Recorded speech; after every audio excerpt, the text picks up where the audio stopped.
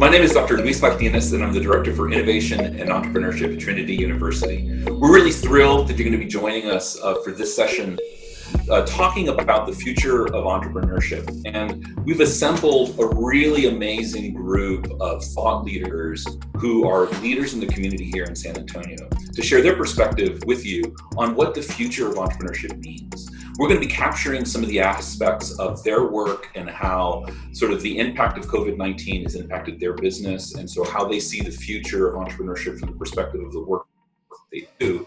But we're also going to be engaging more broadly about what the future of entrepreneurship means for San Antonio, what it means for us as entrepreneurs as we look for opportunities to take advantage of this moment, of this state, but also to capture sort of where we were in the past and sort of where we are currently in the present. As our thought leaders who've assembled here today, in thinking about who would be the right people for the panel, it was really important for me to ensure that we not only captured and had the voices of individuals who we know have been doing tremendous work here in the community, but also individuals who will have an incredible, bright, and happy future with us. So it's about capturing the voices of the future for entrepreneurship by the individuals who will be involved in shaping that future. And that's the session that you signed up for today. We're really excited to sort of have you get started and engage with our speakers. There'll be opportunities to sort of engage folks in the chat.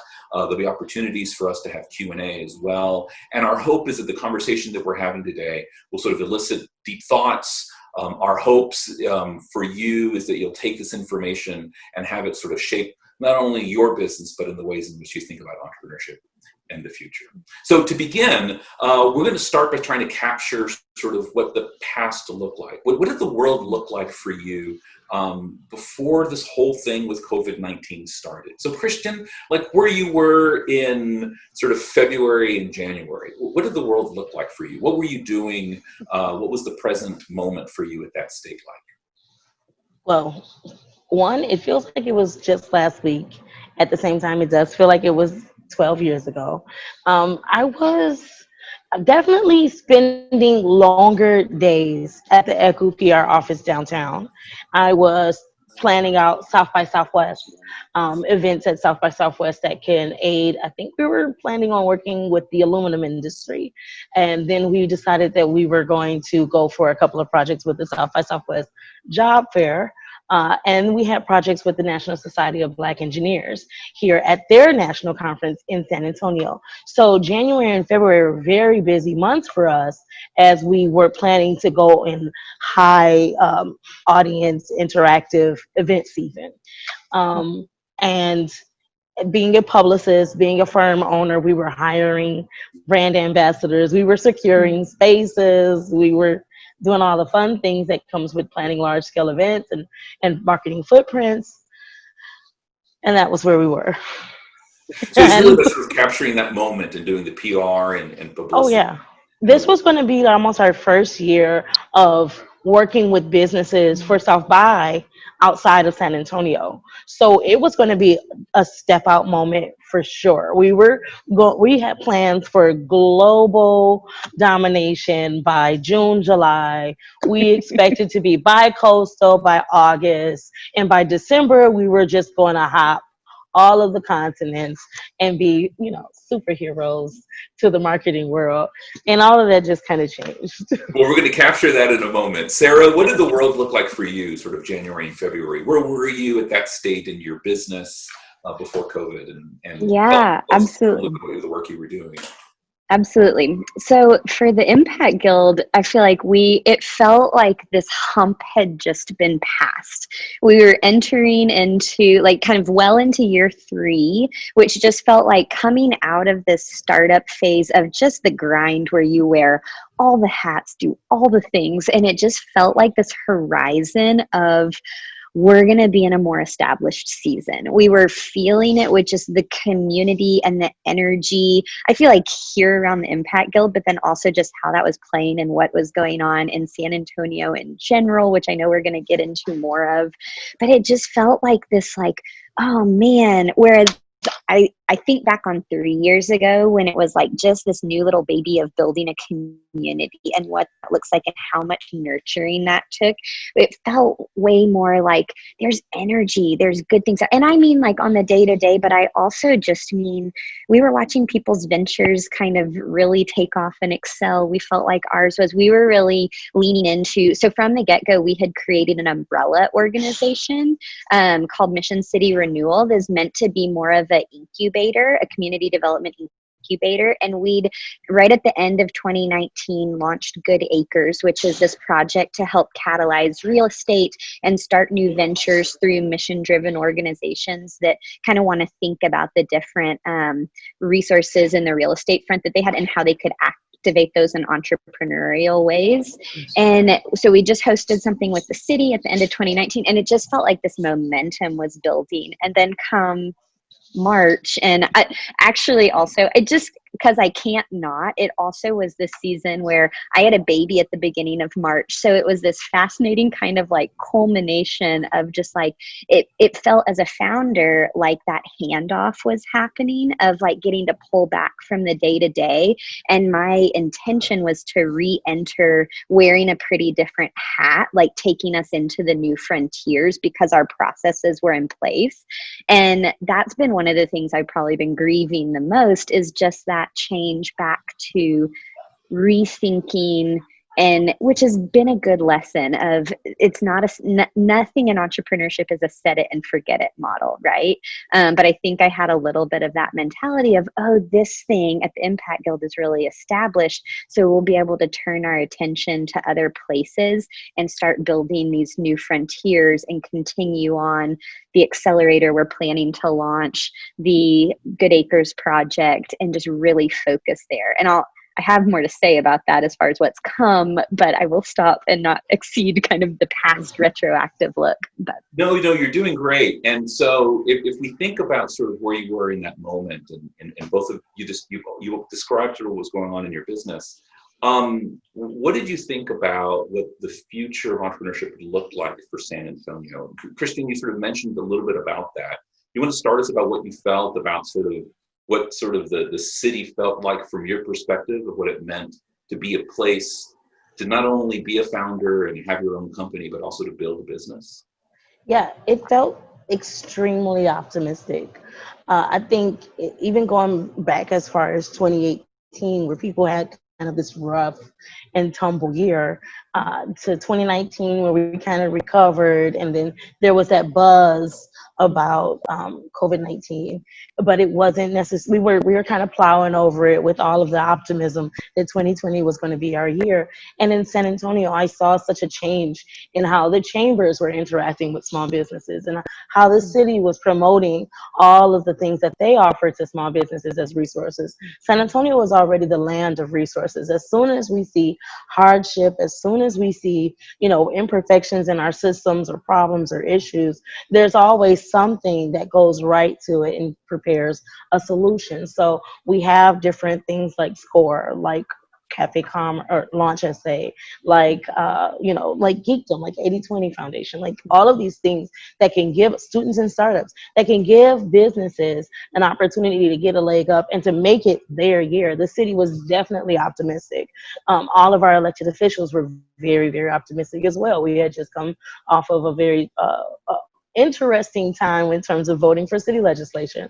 So everyone had this clean slate point of view, and to see it be so upset so quickly within March 1st to the 14th, it was this whole like buzz period where you kind of was numb to the fact that your year is shot. And every business owner had that feeling that, how long is this going to last? And what is the support systems that we're going to have nationwide? Because people, I believe, had a global approach. At the beginning of 2020, I saw a lot of San Antonio cybersecurity businesses, tech firms. I saw even our financial district firms were going global. They were reaching past and through the Economic Development Foundation and the Economic Development Department to create global partnerships. And so everyone was very optimistic. And at the same time, we kind of realized that we kind of got it good in San Antonio with our land of resources, because when the news started spreading that this shutdown can be more than a couple of days and a couple of weeks, the news about how many resources we'll be having nationwide kind of got a little scarce and got a little selective. So it became very dizzying for my network, especially because I have a unique network of transplants and millennial entrepreneurs, and they're stuck in between how San Antonio is offering so many resources, so that's a hurricane, and at the same time how to really align back with their family members that they now won't be able to see, or their networks that they won't be able to see for a few months. I think that we're still optimistic though to this day, 10 months in. Yeah, 7 months in. So let's definitely capture that. So Sarah, we're going to transition to the moment. Christian mentioned sort of an optimism. You shared also there was a sense of optimism also in your own business. And when you think about the Impact Guild and the entrepreneurs that are there, the community that you've painstakingly sort of built in that space, you mentioned there was also a sense of optimism as well. What happened in the transition? Like, can you explain to us sort of where we went from to where you were in that sort of state of sort of March, April, May? Absolutely. It's interesting to me. So, and I'm going to use a nerdy term for a minute, but we base a lot of kind of the social entrepreneurship work that we're focused on in this idea of asset-based community development. So just the idea of, hey, what are the assets that exist in our neighborhoods, in our communities, in our city? Christian just named tons and tons of them. But there's also all this just human capital and human potential. There's, just like I mentioned earlier, property, whether it's like buildings that are ready to be rehabilitated, vacant lots. It's kind of the mentality of what are things that might in some scenarios be marked as deficits or inactivated, and how can we activate those things with really entrepreneurial mindsets and embrace them and build creative solutions around that. And hence entrepreneurship as a tool that can be employed in every sector, rather than kind of approaching it as a sector in and of itself, but rather it's a tool in the toolkit that can bridge these divides, right, between the nonprofit, philanthropic, tech, like just all of these different areas, and how can entrepreneurship be deployed as a resource in and of itself. And I like, that's kind of the big picture to me, to get specifically to your question of like, I feel like we're on the cusp of that in general already in 2019 and 2020 early, because even thinking about like the burgeoning workforce, it's like everyone entering, and Luis, you can speak to this, of people want purpose in the work that they're doing. They really want to, they don't want those things as siloed out. They want to build something, create something that resonates with the place where they live, resonates with how they want to volunteer and the change they want to see. It resonates with the business idea that they have, and they want the merger, as muddy as it can become, they want the merger of all of those things. And I think that's a really beautiful thing. And I think that was already in existence.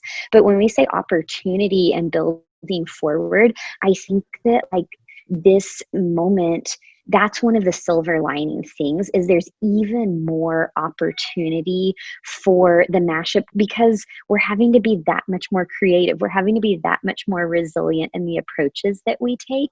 And so I think for a while, it was just the kind of, as Christian mentioned it, I read an article that talked about this as transitioning from seeing the moment of early March when COVID hit from just a blizzard, like a one-time storm to be endured, and then the approach of, okay, maybe this is more of a winter, maybe this is a whole season long thing that we're going to have to adapt to, really buckle down.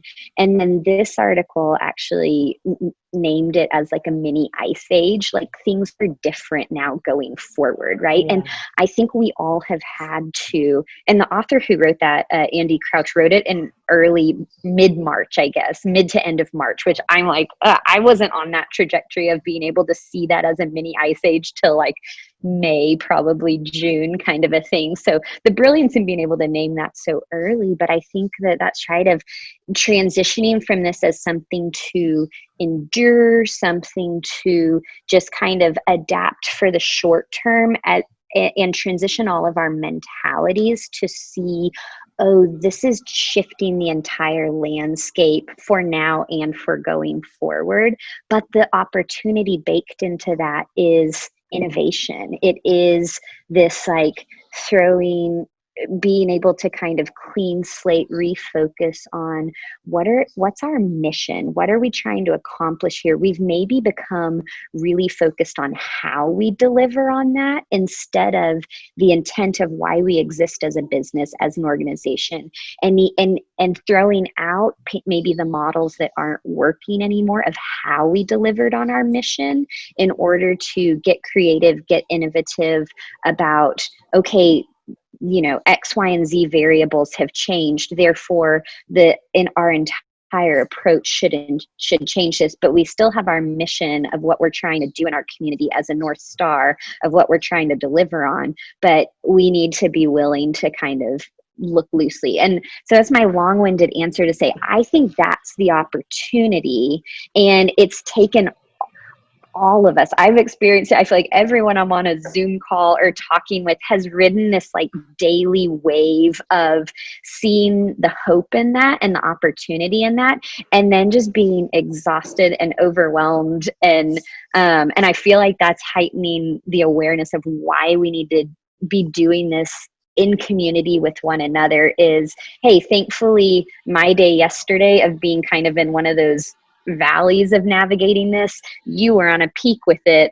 Let's have a phone call and you can kind of help me regain the perspective of how this is an opportunity. Exactly. And like kind of lift towards that. So I think that was a little bit of a all over the place answer, but that to me, that mentality shift is what bakes in the opportunity. But naturally, all of us have also had those lows or those discouragements or the things that we're grieving because, hey, dang it, I just built the thing to be in great working order. I thought I was planning towards these 3 things for the year. Like everything Christian kind of was able to line out. I've got to hold that loosely now. I've got to, but the flip side of that coin is getting to refocus on, there have been some things we've shed here that we had moved into because they were different revenue streams. They were really great for us in a season, but actually as we reevaluate, they're maybe not what we should be doing for the next 3 years. And this is an opportunity and time to refocus and say, but what's the right way to build forward now? And I feel like that's a theme we've heard with a lot of the entrepreneurs who are working here, but it's having to sit in the unknown while also naming the potential and the resources that exist that are kind of unexpected potentially, and build from there. So you really sort of pulled out a couple of really important themes here, how sort of the present moment and the experience that all of us have gone through with sort of COVID-19 caused many organizations to really focus and in many ways triple down on mission and what really sort of drives them as an organization or the kind of value they want to create. Another example that you sort of pulled out was this aspect of looking at assets that we have, so there's sort of the way in which one can think about this as a moment of loss and a moment of mourning, and there is that tremendous sense of loss, but also like, what is it that we have in the lifeboat? What is it that we currently have in front of us that we have that we can really think about then pulling that out of? And then this aspect of shedding, right? With sort of looking at your assets and looking at sort of having a recall to mission, this aspect of what is it that you shed and what is it that you sort of do. Christian, you've been moving in really interesting spaces recently since the whole aspect of how your business has changed. I wonder if you could share with us what the now looks like for you and the work that you are doing and some of the things that you've kickstarted? Well, now apparently I'm an activist, which was a complete accident. So hashtag accidental activist. And it kind of came with what you were saying, Louis. Louis, sorry. I had a sit down with basically my community, and we were able to kind of dive in to what was going on around the country, and where we could fit into that situation of finding equity, building business, ensuring that commerce is still spread through our communities, ensuring that there's still mentors available to our students. And then I began to fall in the rabbit hole of Twitter. So I was able to really engage with some grassroots activists, some recent UTSA grads, and be able to create fantastic relationships with a few of them that didn't know me from East Commerce and Houston Street. Okay, they did not meet at all. So this is all things that were able to happen in the DMs, and it made it so very comfortable between us that we can interact and communicate in this way. But I had to then, like you said, shed some things. So I had to figure out, as I move into the new venture of the Black Freedom Factory, and which was a full pivot, was not my plan for COVID-19 to create an organization that launched a data-driven activism portal for corporate and municipal inner city workings. But my other campaign, In the Black, was something I actually had been planning for a solid year. So I had already had plans to really focus on Black entrepreneurship, Black businesses, how they interact with city contracts and municipal brands, and how they offer their sales and services to the masses versus to just the individual buyer. And that was something I had actually been studying for a very long time.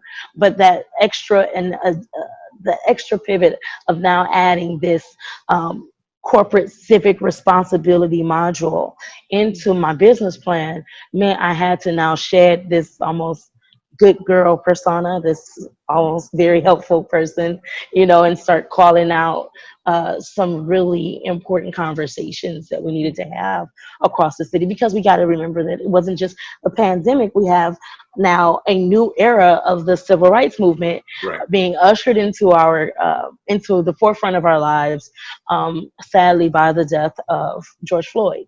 And that instance just sparked so much emotion. And how I conjugate emotion usually is by turning it into a business model, and by really understanding I live this life, you guys. I live the good life of entrepreneurship. It's been my thing for 36 years. So being able to bring these students into my office via Zoom and have long conversations on what their goals were and how they saw themselves in this movement, and what their career goals were, because these were recent graduates. But the conversations started and ended with, we want to make sure we don't just stop where everyone else stopped. And we want to do that. Yes, we understand it's a pandemic, but we want to know the next steps. And so being the risk taker that I am, and that my husband is, and my team here at Doable, they are very, they have no risk aversion at all, I think. But we were able to really create the Black Freedom Factory. And Black Freedom Factory is an organization that will assist corporate and municipal brands in determining how they are perpetuating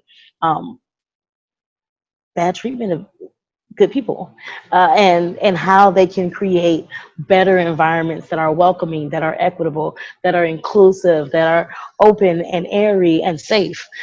So yeah, I ushered in a new thought, a new way of thinking about how to do business. I really enjoy this new space. I'm learning so much about data. And my community is learning enough about data that we can become these little junior analysts and really understand these conversations that are going on so many levels. At the same time, we're introducing a new method of getting knowledge and getting content to people that want to interact with the safety movement. And I've been calling them the safety movements, whether it's for COVID or for Black Lives. It's all about staying safe.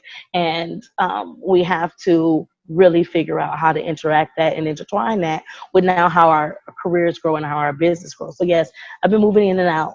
I've been having a good time with it. It's definitely a weird space to be in, to be allowed to have this voice now that is listened to in terms of, whereas I'm a publicist, so I go with, let's figure out how to mold an introduction and create an interaction and then cultivate that experience to, increase sales or increase, Right. Or serve the participation. client, right? Or serve the client. Now my client is almost the culture. And so I have to now multiply these efforts and not necessarily introduce a conversation, but kind of help people rewire themselves through the data-driven activism. So give the information as honestly as possible to show that there are systems.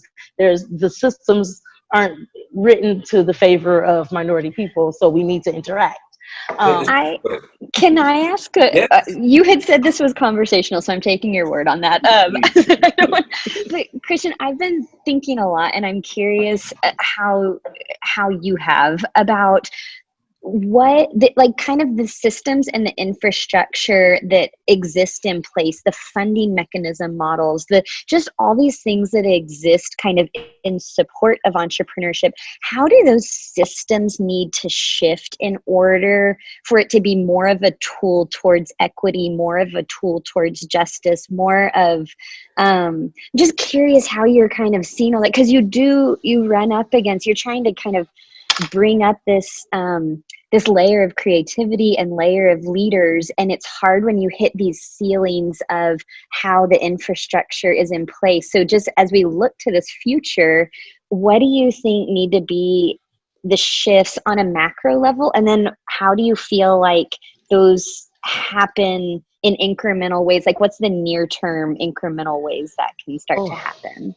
I know. Those are the stages. We're in those stages where we're asking those questions. So I need to make my way over to Impact Guild so we can have a session. But what we found is that at every level of our systems that are traditional now, there are things that kind of create a barrier for our minority applicants, our minority businesses, our minority students, our minority just workers, are everyday people. There's different things that build this either mistreatment, distrust, whatever it may be, that ends up marginalizing a people. So for instance, right now in my business personally, and I'm using a lot of my personal stories and my personal interactions from building this business. We're now 9 years old. So I've been around block a few times.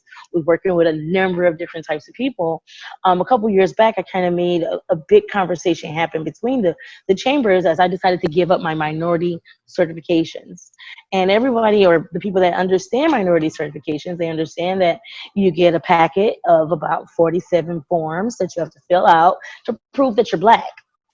Now, I don't know if y'all can't see it, but I'm out here. Okay, so I do all these things, and then you get your little portions of your little contracts, and you're thinking you're living, and until you recognize I'm only getting a portion of those contracts. Same thing for HRs. You go into the HR department, everybody's sweet and nice. You go look at the population of the where you're attempting to be hired at, and everyone looks nice, and then you look again, and everybody kind of looks the same. So there's got to be some different ways that we can open up these conversations to say, hey, now do you see that this is holding some people up from competing very well? And what we want to do is allow people to compete at the level that everyone else is competing, nothing more, nothing less, no different treatment, no new treatment, no misunderstanding as to what everyone's capacity or capabilities is, because it's clearly stated we're giving people a chance and an opportunity to compete at their best level, not at the level we would like to assign to them. So in the past, there's been those little things that provided equality, but it also at the same time, it's one of those laws of physics. For every push, there's an equal and opposite, something along those lines.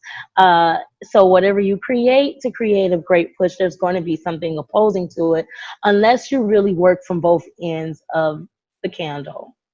And that is the thing that Black Freedom Factory is doing. We're identifying how we can work from both ends. So if we're going to fight for, and and at first, of course, our entire conversation was around public safety, is we're going to fight for equality in public safety. We need to also fight for more minority public safety officers.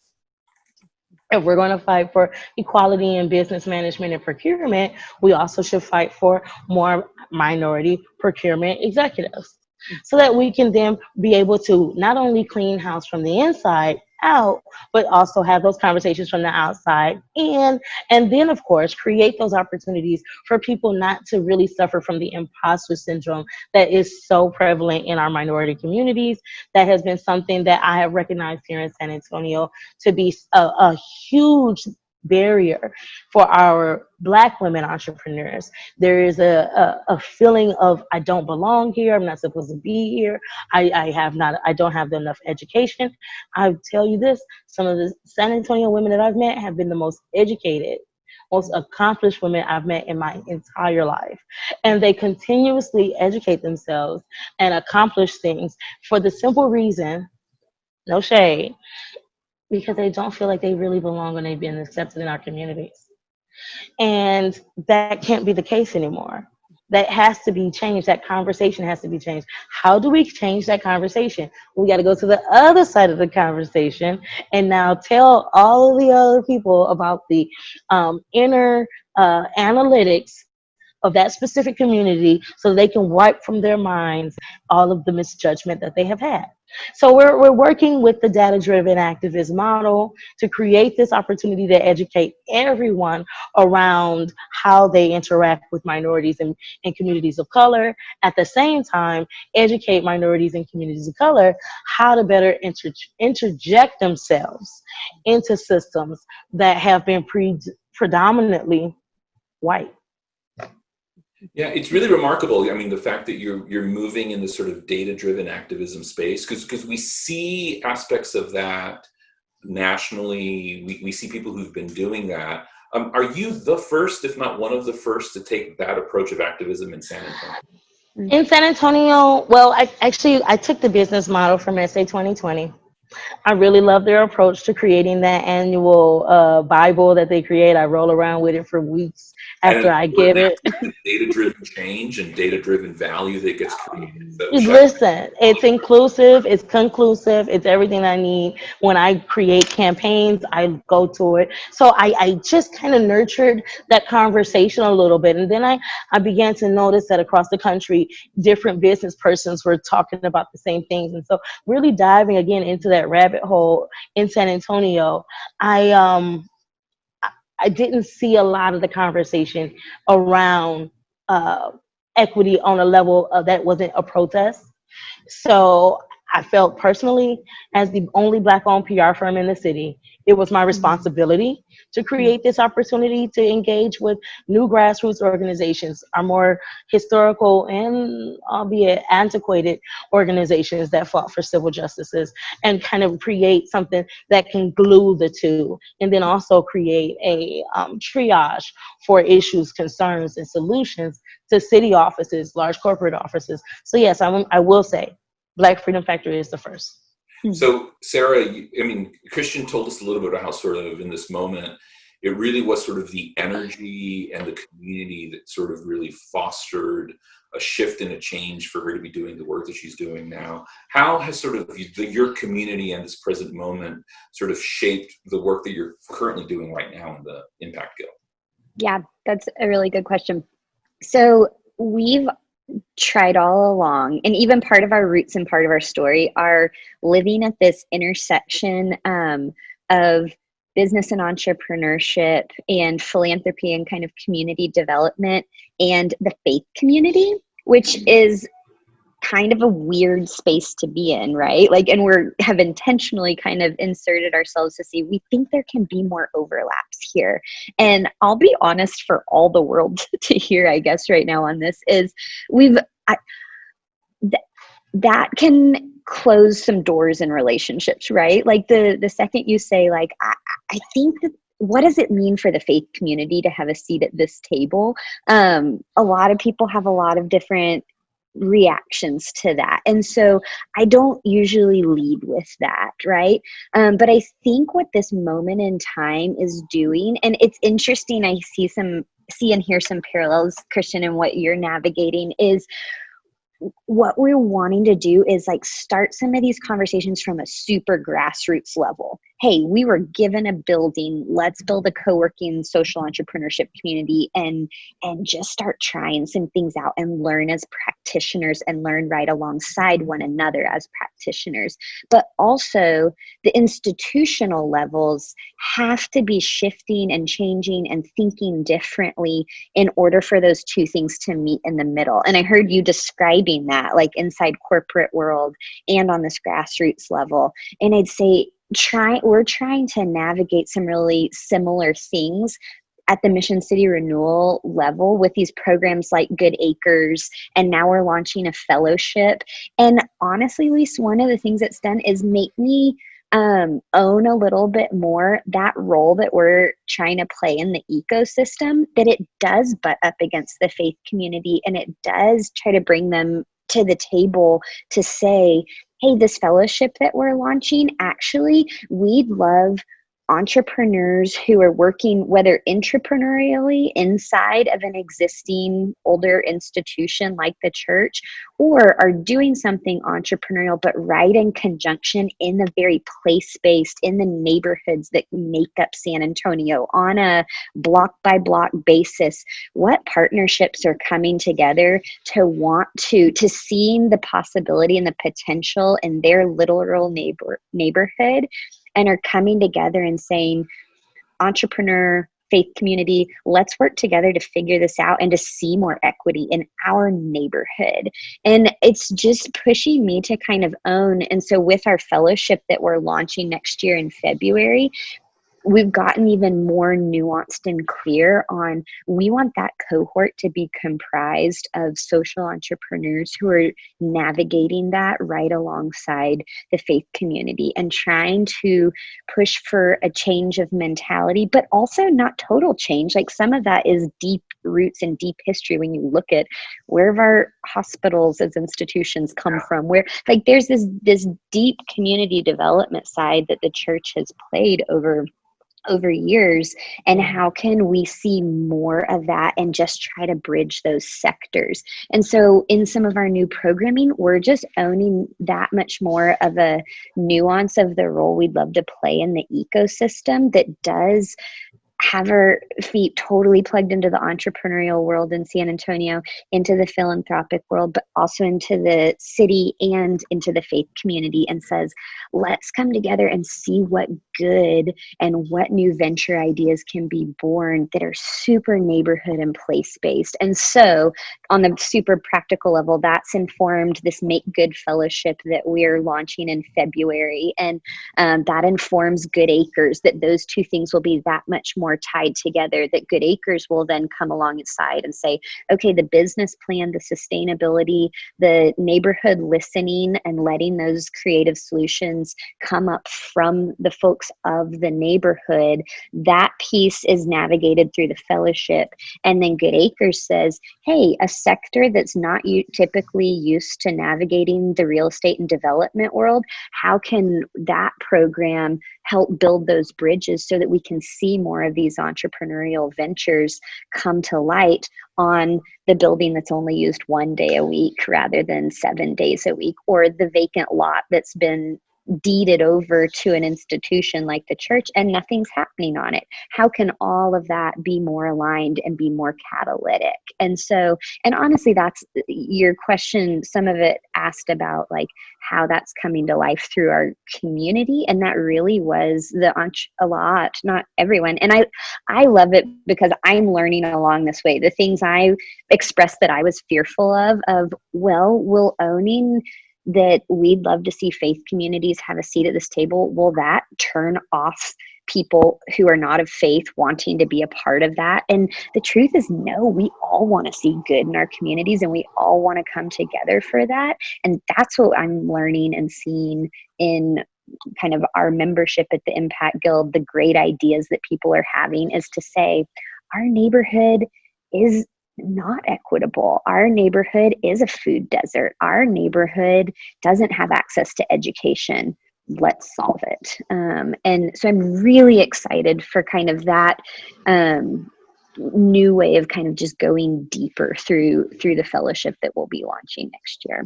So in both in the talks that we just heard and in your comments, I mean, it's really clear the community really is driving this, right? So Christian, you speak about how in talking with these students and starting this new venture with them, it was really sort of the energy of the community that sort of focused that and made that happen. Sarah, you talked about that as well.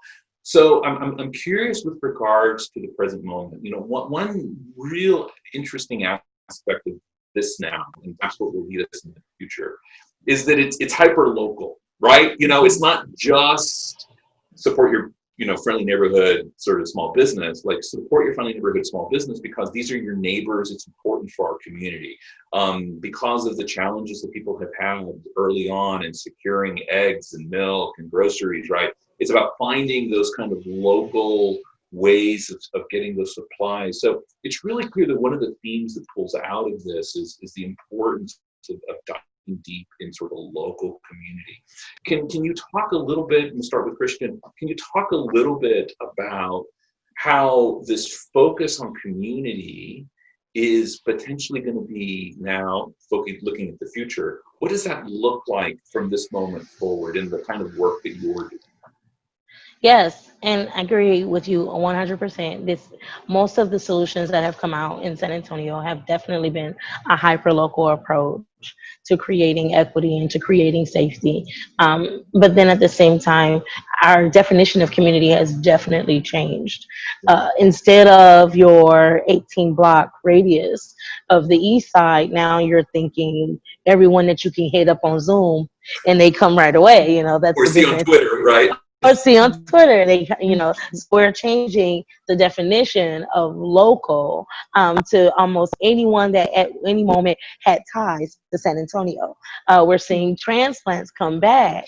At that same moment, we saw a very large influx of very successful transplants come and stay home. So they came back from DC and from New York and Los Angeles, and they came to stay at either family or parents or their old homes. And so they also carried their own definition of community. So while we're mentioning that these are very grassroots organizations, we have to keep in mind that community and grassroots don't mean the same thing anymore post-COVID. It means anyone that you can touch either via cyber or that's in your pod, your bubble. But it gave us this fearlessness to do the work that we felt was needed, that we were called to do, that was needed to do. And that fearlessness was, hey, you can't, it's not that you can't touch me. We're extremely accessible at this very moment. It is that if you were to message me, I have no filter to keep me from speaking honestly and effectively to you, right? There's not necessarily a debate. It's I'm gonna send you a message, you gonna send me one back, I'm gonna send you another message, and that is that. And you can now talk to people that you did not have accessibility to previously. So now you have tons of people using social media, and they're messaging Mayor Nuremberg, they're messaging the directors of Geekdom and 80/20 Foundation, they're messaging SASW, and they're getting responses because you know what? Exactly. They're at home too, So it really changed and amplified how we consider resources and community. I saw San Antonio Food Bank is actually a really great resource, and how they acted to create safety and food deserts. And you saw people from as far as the north side and the south side all travel to the east side to come and get in line. And it really created, and these are people that don't necessarily spend a lot of time in St. Paul Square. They don't spend a lot of time at Alamo Dome if it's not going to be a sporting event. And so it really created a visualization of where help and community was needed and where it was. And it really, am I drowning off the topic? But it got to a point where as I interacted with these students that did not know me at all, They did not have a reason to know me. On no specific day would these students ever, would I entertain going out and saying, hey, can I mentor you? Because I'm kind of bored because I lost all Or you my have anything else to events. do? Like you're busy. I don't have any events to do. So can I be your mentor? That would never have been a thing. I did not consider those not kiddos, but those youngins to be in my Youngin. network. Like how do you, when you meet them, they're young and they're ambitious and they're creative and they're driven, but at the same time they require just the smallest amount of hand holding. But it it really opened up my community. Whereas, of course, I had these transplants and I had these entrepreneurs. Now I have an entire campus, and I have a young lady named Camilla Factory that can send out 3 tweets and get 2,000 protesters, and a army of interns within moments, and everyone's anxious and ready and prepared to do what the instructions they are given to do. So yeah, it really touched into the future of what we're going to be doing. We're going to be competing for the best mentees. That's the thing. We're going to be engaging via social media and demanding responses that are responsible and equitable and honest. We are going to move into a space where there's no more fuzz around the networking experiences. I've now gotten to the point where I have to ask people, what do you want? What do you want? What do you want? The sales process has completely changed in terms of selling people to join your cause. You get clearer, you get more clarification as well, and that's a fun thing to help weed out the risk versus the BS. The good risk versus the things that don't really, can't propel you, can't propel the culture, can't propel the community, but kind of just do things superfluously. And that's also, people are taking things very seriously now. There's not a lot of time for fun and games. Everything is, sad to say, life or death. So we have to take things very, very seriously in terms of fundraising and media interactions and corporate partnerships and sponsorships and things of that sort. Even news media, and I'll talk about them later on the day. But going forward, people are expecting transparency. They are expecting honesty, and they are expecting to see that you have addressed your corporate responsibility, your executive responsibility, your entrepreneurial responsibility, even your student responsibility to creating some civic equality between our peoples. So, Sarah, Christian sort of gives us a sense of how that community brings this energy. And one of the beautiful things that you just said, Christian, was how the moment sort of clarifies the importance of straight honesty, right? Look, there are lots of people who are unemployed. There are lots of people who've lost their jobs. There's lots of individuals who've closed their businesses. There are folks that have dealt with serious health concerns. People know people who've passed away. There are folks in the hospital. The sort of veneer of not being completely and totally transparent and honesty is an important aspect of sort of this moment. The other aspect that sort of brings out, and it's sort of who we are as a city, right? Like we're the Spurs, baby. Or like we're a community that comes together and pulls together to make things happen. Sarah, from your perspective in the Impact Guild, what is the future going to look like from your perspective? And so we're going to get to that question for all our panelists. So let's start with you, Sarah. Sort of knowing where we are now here in the moment, some of the themes that I've sort of pulled out, what does the future look like from you? And if you can think about answering it from the perspective of not only your business and the Impact Guild, but also the community, I think that's important, for the community of San Antonio. Absolutely. Well, it's interesting because authenticity is one of the themes I was pulling out, Christian, as you were talking, and just that I've experienced is people, there's so much less pretense And there's so much more authenticity of how you come to whatever your work is as an individual. But also in the moment we're still in, because we're still in the thick of so much of this, we're having to acknowledge our lack of control and our lack of ability to plan, which I think actually amplifies our need for, like, at least the acknowledgement of our need for community, right? Yeah. And which is a really beautiful thing that I think falls on the heels of that vulnerability and authenticity, is we've got to acknowledge our need for one another. One of the things I see happening, and I was alluding to this as we've been asking these questions as an organization, is kind of, we use this word ecosystem all the time, right? San Antonio loves ecosystem. Everyone loves ecosystem, That's and true. it's not just San Antonio, it's every community, every. It's very true. And there's a reason. And because I'm not dogging on that. This idea even built into nature of how those interdependencies work and are necessary to function for a thriving community.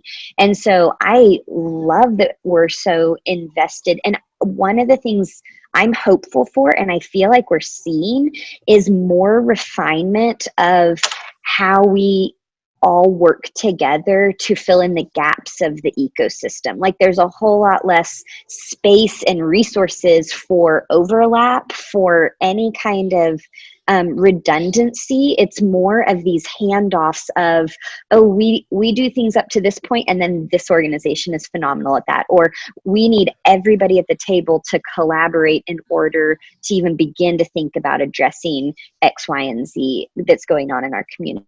And so I think, as I don't want it to sound like a trite answer of collaboration, because I really feel like it's happening and we're seeing it.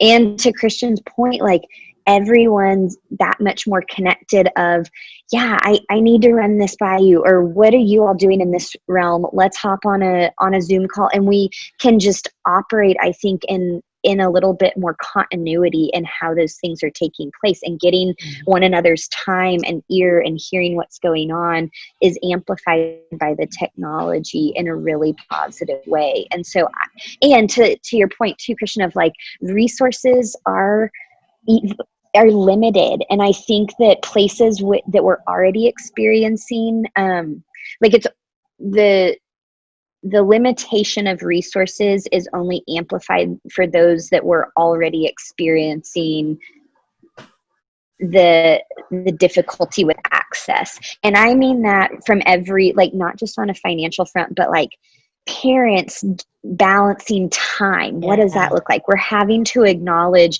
the need for one another to carry different loads, and it's just amplifying that need. And so I'm hopeful that just further tightens this DNA. And then I was thinking about it also, Christian, while you were talking, and Luis, I think this answers your question towards the future, is it is globally tightening that loop, where we are seeing the creative responses happening in other cities, in other countries, and the ability to hit somebody up and say, tell me more about that model, because that model seems like it is working, and let's scale it. Like, let's bring it. Meeting with and hearing about kind of what the cities work with their equity mapping, and how they're beginning to deploy mental health resources using pockets of community resources coming together, is a model they're scaling from St. Louis, and that was acknowledged. It was like, let's get that here now. And everyone's come together and said, okay, hit the ground running. Just as an example of, I feel like I'm hearing weekly stories like that are, hey, let's take those models, let's contextualize them a little bit. And that makes me really excited for, there's just, it seems like the speed with which we can be deploying innovation and creativity is amplifying, because the need feels that much more amplified, but also because there's this just hyper connectivity in all the best ways. So you did a really great job telling us about your perspective of the future of sort of the community. What about the Impact Guild and the spaces that you're working in right now? As far as, it was breaking up a tiny bit for me too. What does the future look like for you guys? Yeah, good questions. So it honestly still feels like trying to figure out pieces of that, And that's right? And very much community listening and continuing to say, okay, where to next? And my mantra has kind of been day by day by day by day, like just do the best we can with what's right in front of us. With that said, I will say, I mentioned earlier kind of this fellowship idea, or not idea, program that we're launching. And it's going to mean really leaning into that. It's going to still mean having kind of the looser connections of what's going on with people's businesses through the co-working side, but it's really going to mean trying to seed resources into helping others launch social enterprises that are very place-based and very rooted, and just wanting to deploy resources to see more of those things happening, and then really navigating those on the property level too, so that we can amplify these resources that exist. We're big into asset mapping, and so I was mentioning that idea earlier, just of like, what's the good that already exists in each of our neighborhoods. And so it's looking like getting to like slow down into seasons of community listening that literally build out maps that say X, Y, and Z exists in this community. Let's get all the community partners at the table to say, where do we go from here? It's more about leaning into, for us, creating these resources, these kind of tools, curriculums, and then putting them in the hands of others. I'm about to be a tiny bit interrupted. I was confessing earlier, part of wearing all the hats right now is manning the front desk. So I'm going to hit a quick pause. I apologize. That's quite all right. We're gonna move this over to Kristen next. So Kristen, you've really sort of set us up, right? You've talked about community. You've talked about how you are amplifying voices that traditionally haven't been heard, a sort of data-driven way. What does the future look like for you, for your businesses, right? Your ventures, some of your clients, as well as the community of San Antonio? What is that? Well, personally for Eku, that's first baby. Eku is 9 years old, and we're in that stage. And when we first started, our goal was to get as many corporate and municipal contracts as possible, because we thought, our analogy was, have you ever seen a baby picking up another baby? And like, it's super, super cute, but then they all fall and you don't know who to pick up first, right? Because everyone's crying. So now we're 9 years into this game and we're starting new ventures and we're pivoting. Our future is all about lucrative, honest, and comfortable partnerships.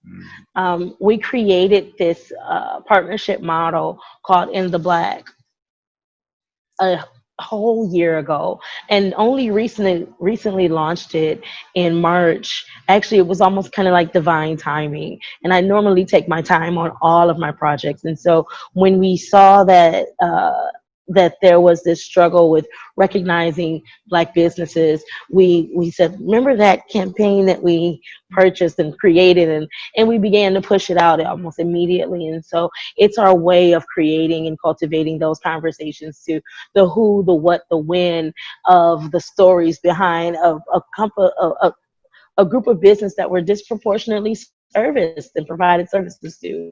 Even myself, my first, sad to report almost, but my first Black client was 6 years into my business. And a lot of people really kind of thought, oh, I thought you were, the Black PR firm. I'm like, yeah, but I don't have any Black clients. And it created always that conversation within myself to, how am I creating opportunity for my community?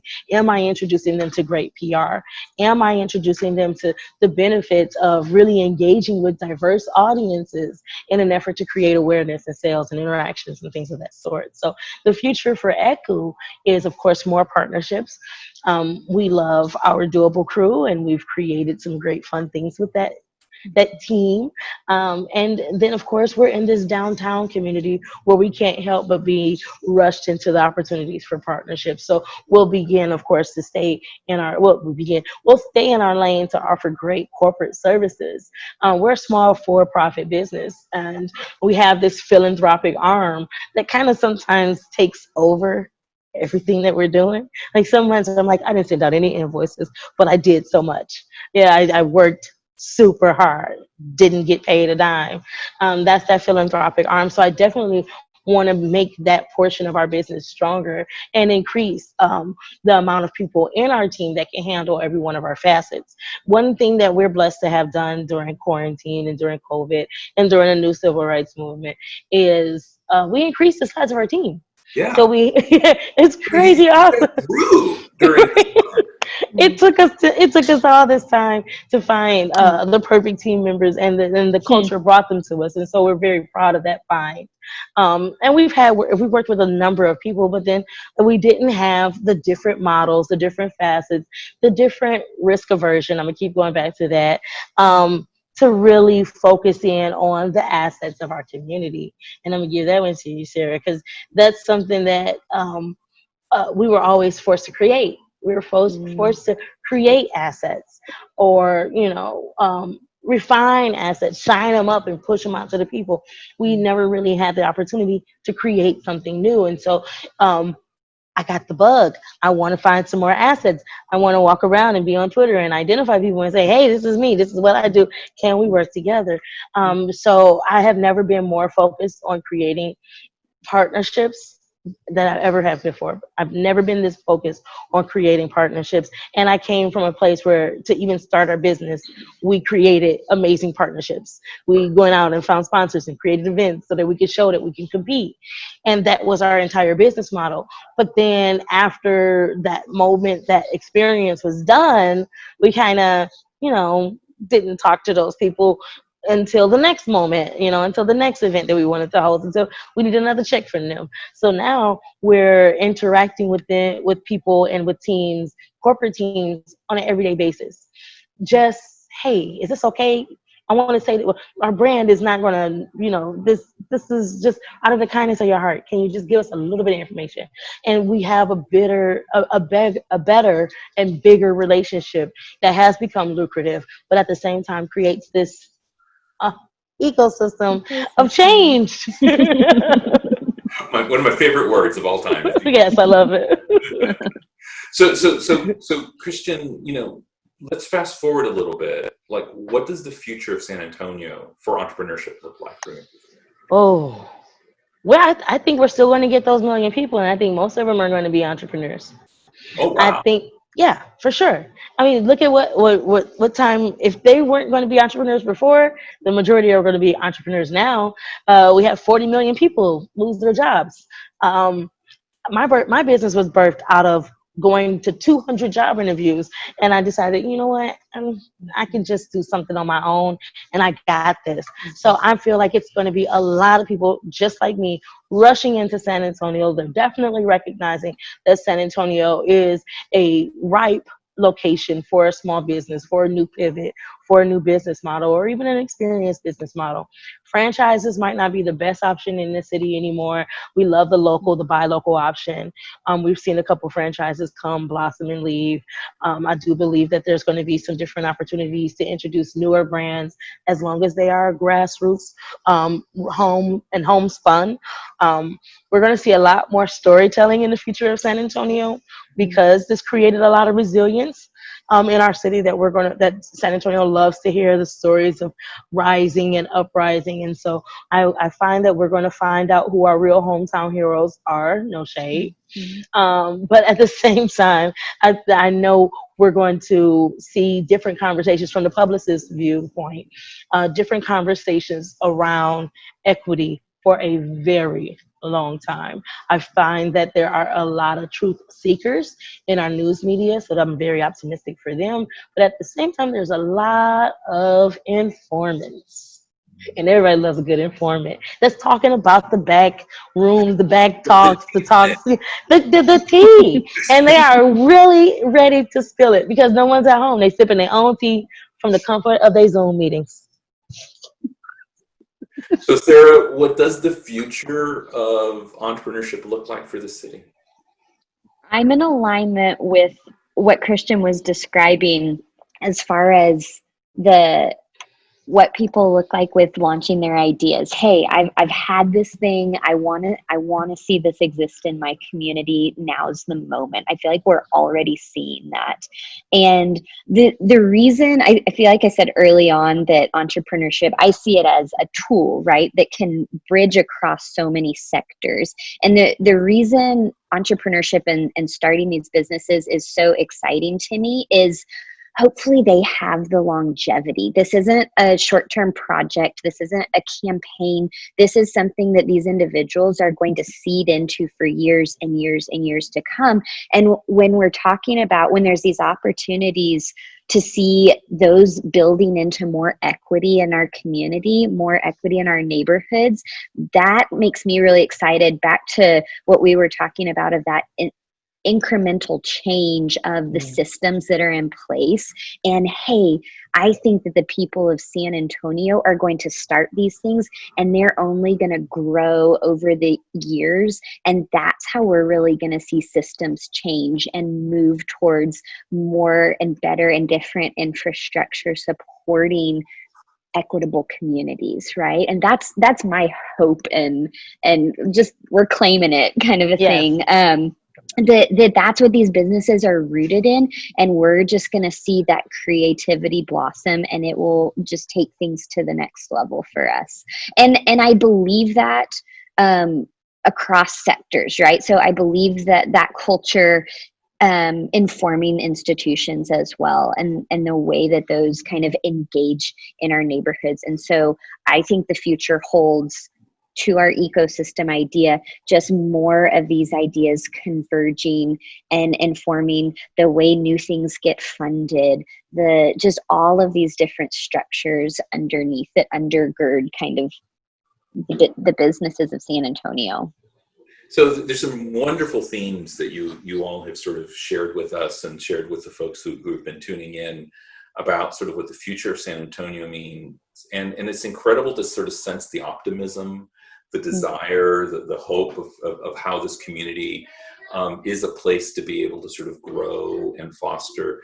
Christian, you sort of alluded to this, and Sarah, you did as well, so everyone sort of wants to take a stab. There's an aspect of sort of hyper-local and international, right? So yes, there's hyper-local, right? We're really getting deep into our communities and fostering our communities and the fostering of entrepreneurs, but also sort of this aspect about borrowing, is Sarah, as you mentioned, from other communities. What's your experience been in thinking about San Antonio looking outward and looking internationally with regards to the future of entrepreneurship? And we can start with whoever would like to start first. I don't mind taking a bit of that, because so the fellowship program that we're launching is actually going to be rooted in a curriculum that was developed in London. Right. And I went over and did that program 6 years ago at the start of the Impact Guild. They've been some of our tightest thought partners and collaborators, as they have Texas roots, but then also have been piloting a lot of their work in the UK and in London. And so that's been fascinating to me to hear. There have been some ways that they've kind of learned lessons around social entrepreneurship in Europe, as that's been a little bit more of a forward conversation. But it's always so neat to me, and I'm so thankful to be doing this work in San Antonio, because so much of what we're talking about is this work being rooted in a value set of community and in a culture that honors our deep heritage and our deep roots. And that feels very special and unique to San Antonio. And so that bridge is something that I think is really exciting, is, hey, what lessons can we continue to be learning and sharing back and creating these maybe literally across the ocean kind of learnings from one another, but how can we think creatively about deploying them in a culture that has such a rich heritage and is this wave of, kind of as South Texas is going, so goes the rest of the country. You're asking internationally, but I think that's interesting too, just from a demographic makeup. Like, we're already getting to do things on an innovation front as kind of wonderful of a cultural mix and melting pot as we are as a city, we're getting to navigate a lot of these things that I'm hopeful. And it seems like people are going to come tapping on our door to say, hey, what has this looked like? What are the lessons learned? We're now seeing some of these trends that you all have seen playing out. How can those models be borrowed from what's happening here? And we're going to continue to see kind of that weave and that circle happening. Yeah. Definitely. I agree with you completely, Sarah. And I would just say ditto. But I'm pretty sure we got a little time. I'll say a little bit. I'm talking to architects and economic development professionals all the time, and the way that they're mixing the needs of the community as they forward think their business models and as they forward think their project has really been inspiring. So one of the companies that is in our building, I'm at 110 Broadway, and the company's called Able City. They're an architecture firm. They have a certification that allows them to build according to also not only building structures, campuses, educational campuses, health campuses, but also build healthy developments that spark healthy habits. So they spark the use of walking and bicycling and carpooling. They spark the use of I don't know, foliage that is familiar with the land and things like that. So their method, and at the same time, that global mindset, they've now done this across the country. So they have, or across the state, they have their original offices being in Laredo, and then moving to the Rio Grande Valley, and then now jumping here into San Antonio. And then, of course, not of course, but being directly connected to projects in Mexico. So they're bringing a culture with them, but also a solution with them. But at the same time, something that we all need is that full circle moment to what is necessary in our lives has to intertwine with our lives. So education being necessary, safety being necessary. So we need to bring those together where we can have them all in one space. Transit being necessary, as well as community driven activism being necessary. So let's bring them together and how we use them in one space. So this global connectivity and this global infrastructure is now changing our futures left and right, because these things are going to live with us. They're going to create the traditions of healthy living for our generations to come as they enjoy this architecture, as they enjoy their college campuses or their high school or middle school campuses. We're excited for the future of San Antonio's global economy as people get more interactive in how the Economic Development Department and the Development Foundation are handling things. And at first I would only see the news in the Business Journal.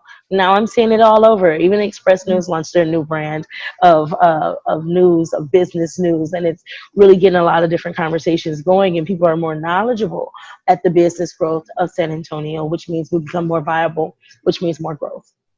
So you sort of guessed the direction I was going to be moving us next. I love it, right? So you mentioned, for example, transit. You mentioned the importance of healthy communities. You mentioned the importance of activism.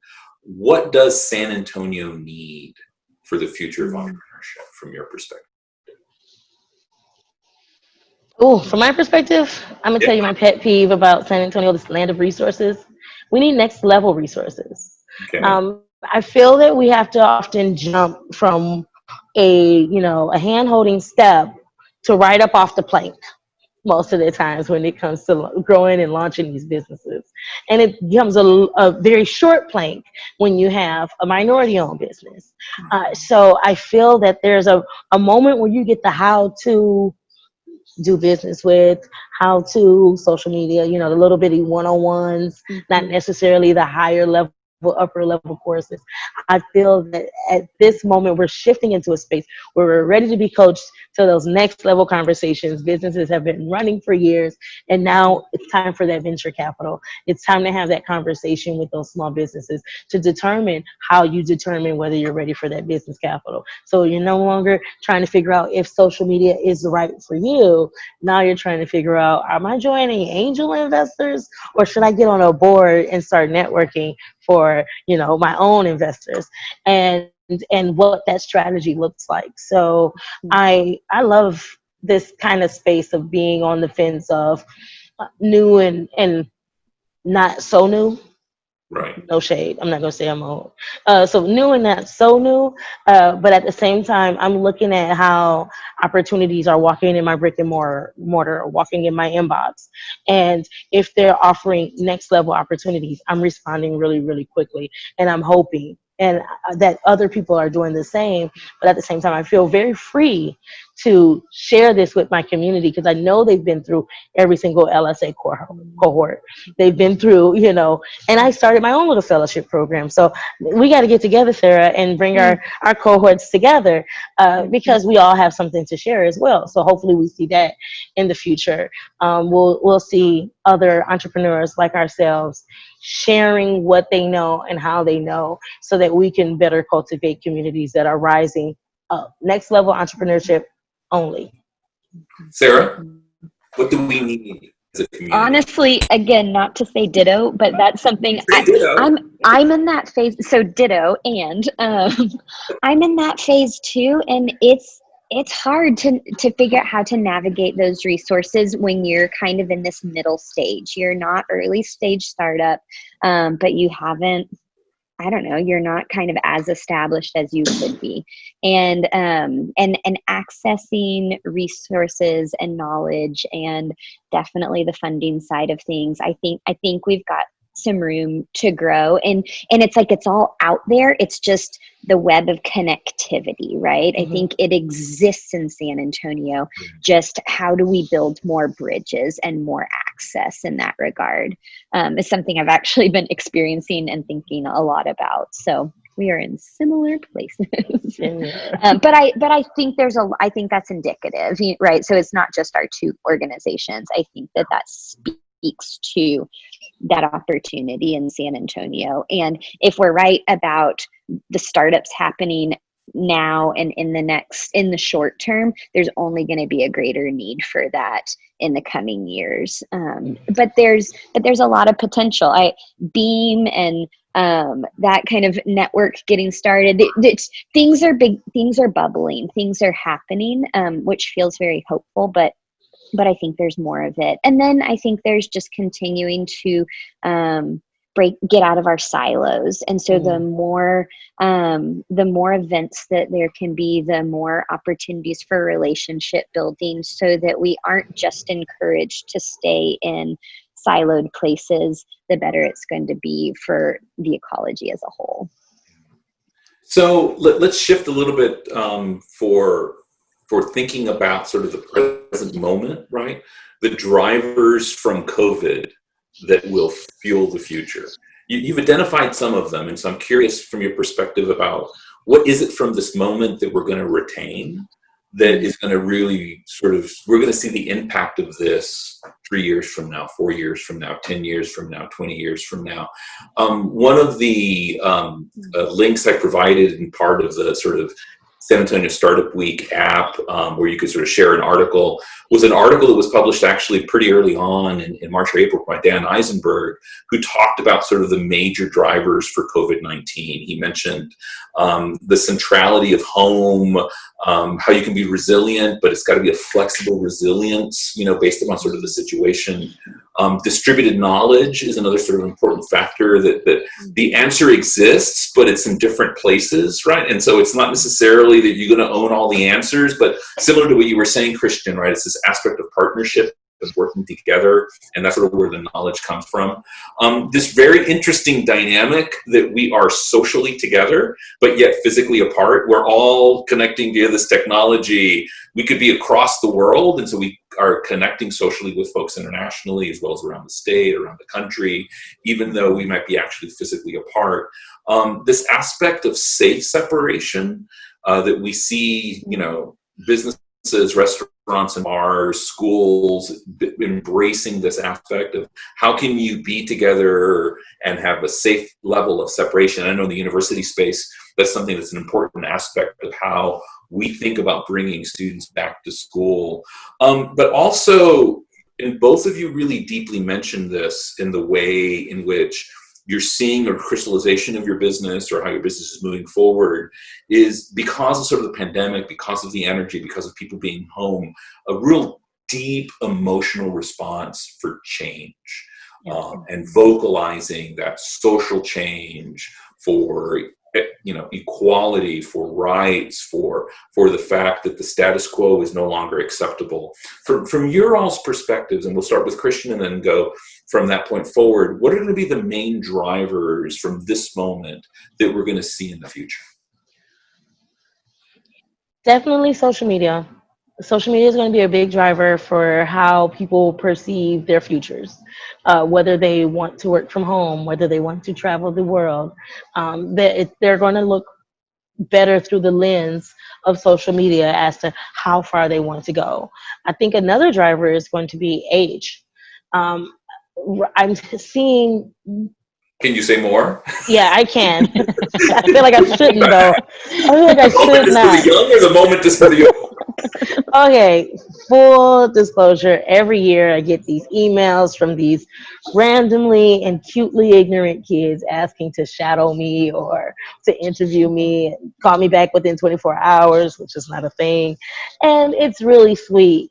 But now those messages have changed to, I've been following you for some months. My professor told me to go out and find some people. They're understanding that you don't have to know your mentors to learn from them. So I'm really excited at the next generation that grew up with full connectivity and full access of Google and every search engine in the world, but are now recognizing that it is a window to the world. So they're using it to create not only the trending topics, but to deep dive into a rabbit hole that is their future. So whatever it may be, whether they want to continue in school. I'm seeing content from everywhere telling students, sharing with students that this is not going to be the end be all. This is something that's going to create opportunity for you to plant a seed.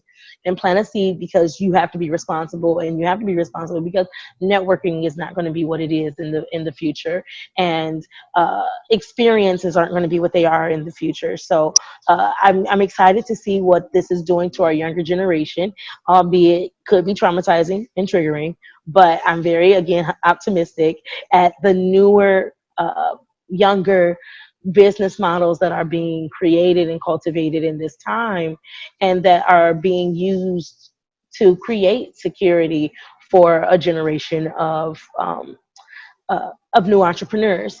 Now, in terms of our older entrepreneurs, I'm excited for them to learn about the pivot and the opportunity to pivot their businesses and to how do you make it to young themselves up a little bit. And we're seeing that a lot also in terms of who our influencers are. We're getting a lot of people that have less of aversion to updating and participating.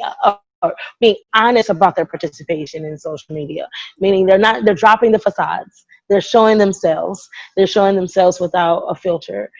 So we have a post-COVID situation. We have in this new era of the civil rights movement situation, but it is birthing more resilient people and more resilient business models at that.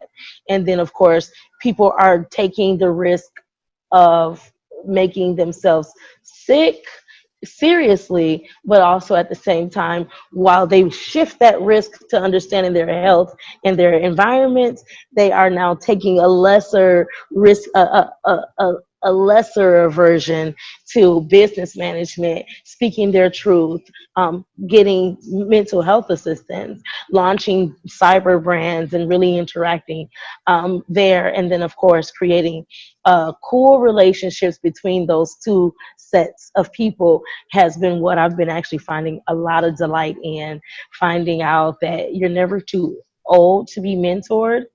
And it's quite all right to be mentored by a younger generation. Even at my young age, I found it that I have some mentors that are 10 and 15 years younger than me. And I flash back to me hating getting those emails from those UTSA students. And here I am emailing them like, hey, anytime y'all want to come over so I can You're able to talk. pick your brains. So yeah, there's going to be some fun shifts. It will not be as scary. We've been through everything this year. So people are really taking their futures as, if I've been through this, I can go through whatever they got for me. So I'm excited for the different groups and how they are engaging themselves in this time. Sarah, what Mhm. is from this moment a trend that we're going to take moving forward? I think it's interesting. I would name what the last piece you were saying as risk tolerance, Sure. right? Which That's this is it. just resetting our risk tolerance, I think, which is certainly feels like something that's going to be a positive effect going forward.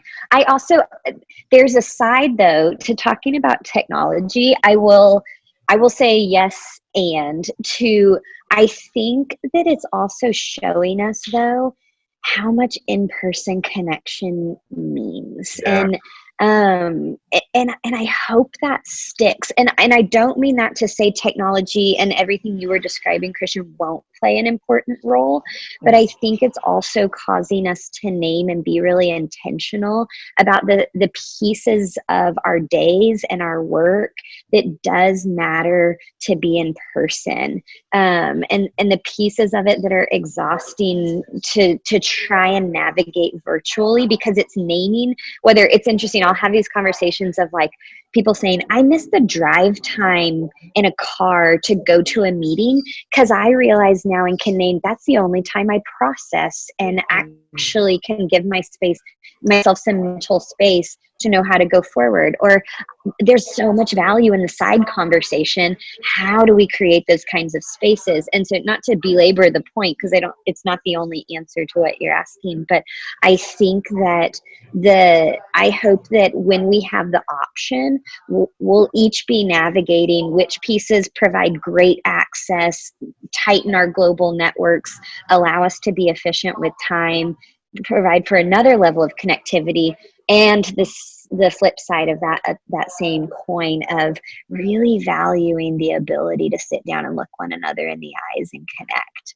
And my other point kind of brings that into the idea of distributed knowledge that you mentioned, Luis, of, hey, there's this collective knowledge in our community that is so valuable, and no one of us holds the entire key to that. No one of us hold the entire perspective, and I think that's something the new civil rights movement is showing us too.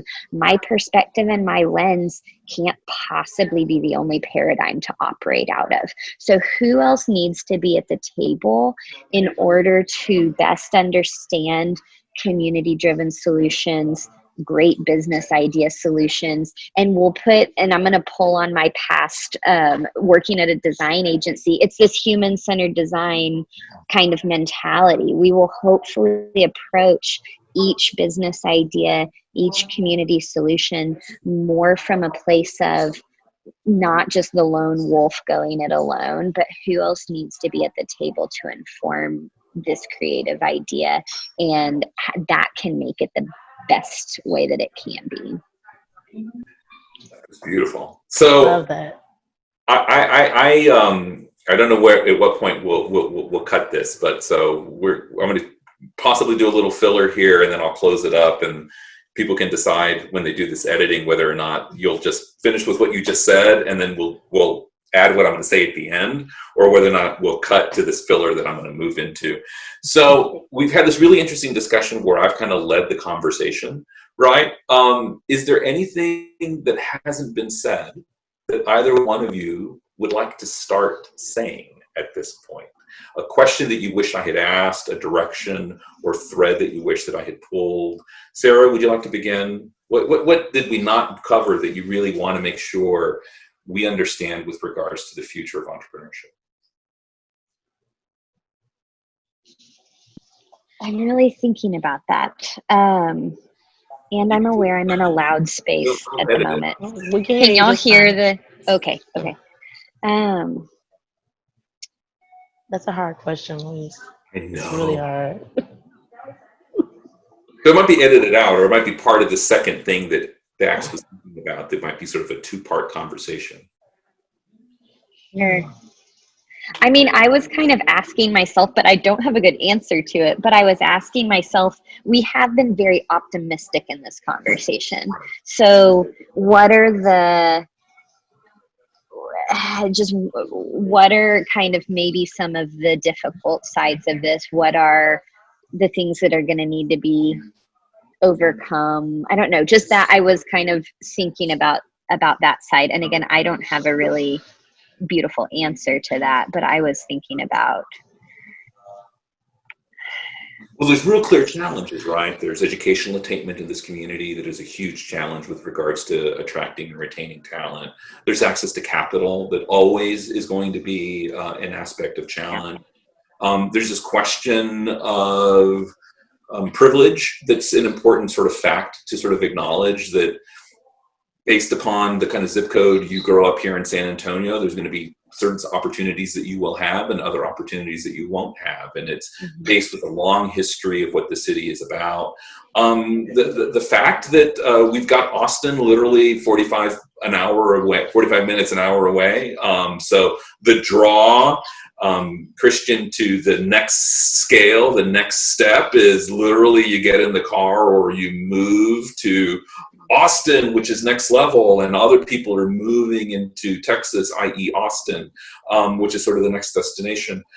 There's the challenge that we as a community, for all of the optimism and for all of the work that we're doing, still manage to not be recognized statewide, nationally, internationally for the leadership that we have here, right? It's not so much our limitations as a community, but the fact that, there's some things we've been doing forever and people are like, oh, you in San Antonio were doing this? It's like, of course we are. Like this is the model that you should be adopting elsewhere. So those are some examples of some of the sort of less optimistic views.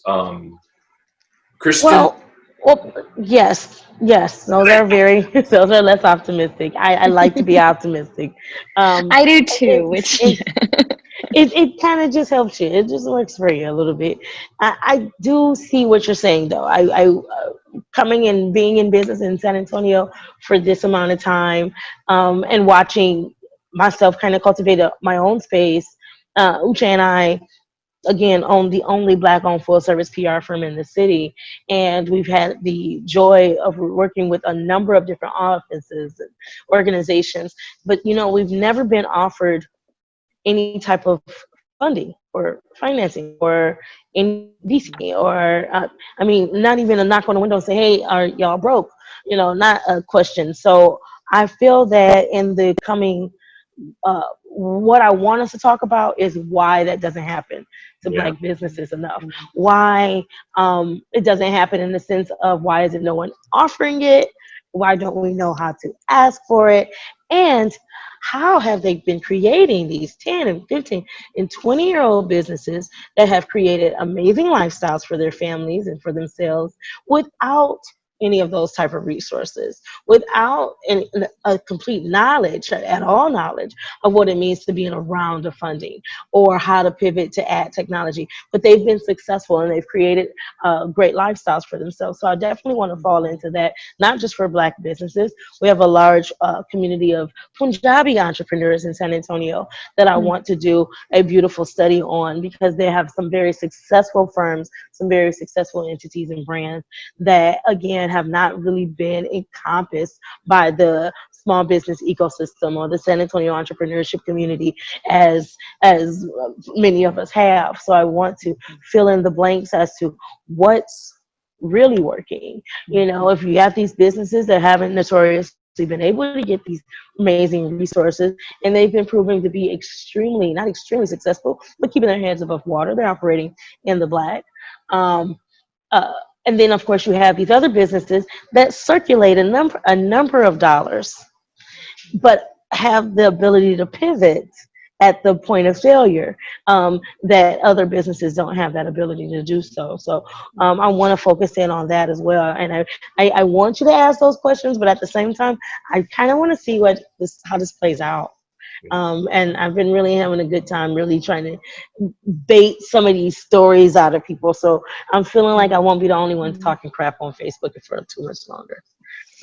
So this has been a phenomenal conversation that we've had. You've been following along and been with us for the course of these sessions. It's really a spectacular opportunity to talk to thought leaders about not only their experience and the theme of what we're embracing here in San Antonio Startup Week /month, but also from our panelists, really sort of a vision for the future and to sort of, let everyone behind sort of the curtain at this point. The organizers and myself, we were very intentional when we decided who was going to be on this panel to discuss the future of entrepreneurship, about who would be on the panel to talk about the future of entrepreneurship. And so to be really, really clear, there's an aspect of the future of entrepreneurship that is women-led. There is a future of entrepreneurship that is diverse with regards to not only the sort of ways in which we think about traditionally diversity with regards to race and ethnicity and age, but also diverse with regards to experiences and perspectives in business sectors.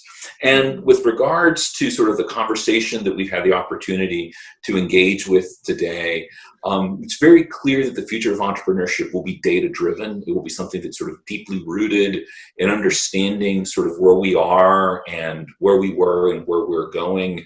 This aspect of that the future of entrepreneurship is really community-based. So the aspect of asset mapping and knowing who our assets are, but also how this community comes together, because we're San Antonio and we're going to come together in partnerships and as a collaboration to really not only support our own businesses and to foster them, but help sort of bring them on to sort of that next level. A real clear understanding that the future, and each of you have expressed this in your own journey with regards to your business, is going to look different than what the past was. There's this aspect of shedding, this aspect of being really clear on your mission and the purpose and the value that you're creating to ensure that that is an aspect that sort of happens. We've engaged in this conversation as well about the importance of full participation in the ecosystem of entrepreneurship. Not only the full participation of minority communities, not only the importance of equality and public safety and access to capital, but also the full participation of this community in not only supporting entrepreneurs, but also fostering and developing a culture of entrepreneurship.